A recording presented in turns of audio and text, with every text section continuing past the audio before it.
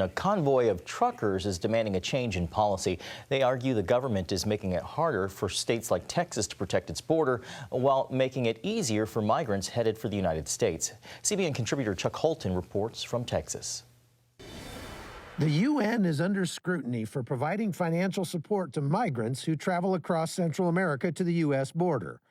According to the Center for Immigration Studies, this could add up to more than $1 billion, much of it courtesy of the American taxpayer. So the United Nations for 2024 envisions spending $1.6 billion, a lot of it U.S. tax funded, on the migration trails to help about 3 million immigrants, many of whom they know to be traveling to the U.S. border to cross illegally, and who are also crossing illegally lots of countries between where they are and the U.S. border.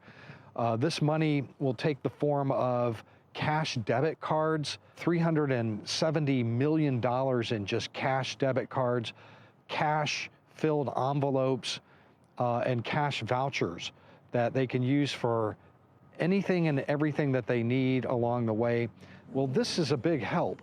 A lot of these people that are recipients and beneficiaries of this kind of largesse might have stayed home were it not for the guarantee. Here in Eagle Pass, Texas, you can see Shelby Park back there behind me, and you can see the National Guardsman there with his Humvee, and they're setting up razor wire all along this side of the border to keep out the flow of migrants from the south.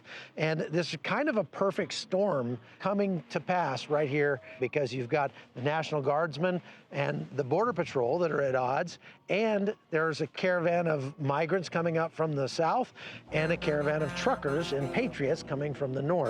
But that caravan of truckers wants people to understand that they're not coming to do any kind of violence or blockade the border or interfere with law enforcement. They're really just coming here to pray. So this whole thing started off as a pastor from North Texas wanting to set up a tent revival on the border. He got a word that he needed to do that. I said, I'll help you out. I'm on the border all the time.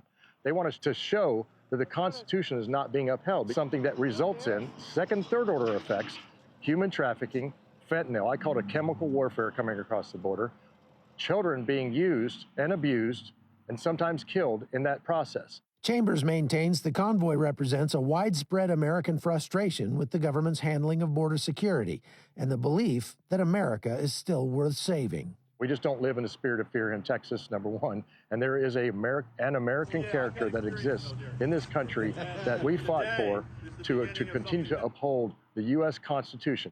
Chuck Holton, CBN News, Dripping Springs, Texas.